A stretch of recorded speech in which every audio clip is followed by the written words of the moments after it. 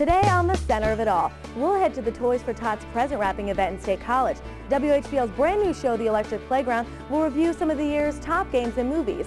And we'll talk to the Salvation Army to find out the story behind the kettle. The center of it all's resident chef, Melanie Prosciutti, will cook up some mouth-watering dishes, and we'll profile first night in State College. Coming up next.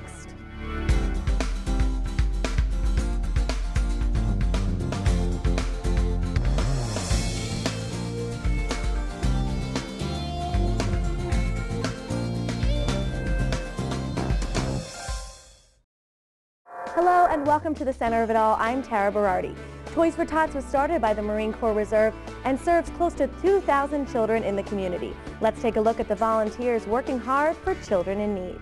The second floor of the Penn Stater Conference Center has been temporarily transformed into Santa's workshop.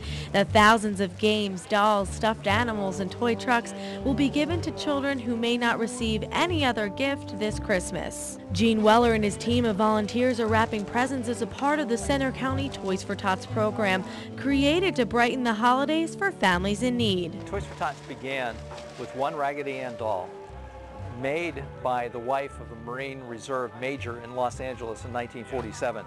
She asked her husband if he could find a child that would be needy for this doll, and discovered there was no organization to be able to provide toys for needy kids back at that period of time. His reserve unit collected 5,000 toys, and the next year the Marine Corps made this an official function of the Marine Corps Reserve and expanded to 77 units.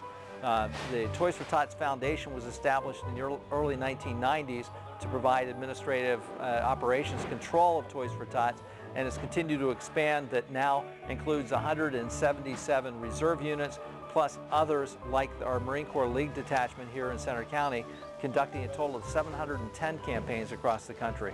The Centre County Toys for Tots program helps nearly 2,000 children, not counting the estimated 1,200 kids who missed the deadline with the food banks, but will still receive toys this Christmas. Weller says the preparation is a year-round process.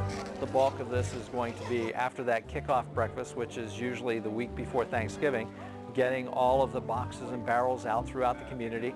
And we have approximately 170 locations that are collecting toys for us.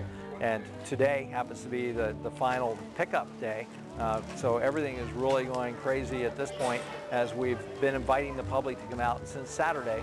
Toys for Tots works in conjunction with the 7 Centre County food banks who distribute the donated toys there to local families. Here in Centre County, we've been blessed that the food banks have taken on this mission of also providing toys.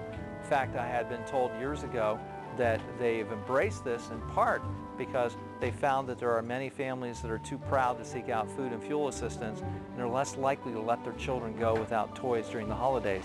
Lions Club member Ronald Davey has been volunteering his time at the Howard Area Food Bank for 8 years and says the joy they are able to bring to some local families is well worth the effort. A single mother will come in and she'll get toys for her little girl or little boy, and what we put in the bag, she says that's all they're getting for Christmas. And and then they cry, which is terrible. But it's nice to be able to help people like that. Davey is one of hundreds of Toys for Tots volunteers without whom none of this would be possible. Weller says he continues to be amazed by the many helping hands and the impact this program can have on the community. People over the years have said, I don't really have money to be able to buy toys, but I can help by wrapping the toys. It is a very good feeling, because this is part of what the Marine Corps has always hoped, is that the hope and joy of providing something as simple as a toy that most of us take as for granted, that what kind of an influence that may actually have on these children as they grow up, and then if they're in a position to be able to give back. Up next, we'll take a look at the Electric Playground's picks for the best games and movies of 2010 and feature the Salvation Army's efforts to raise money for the holiday season.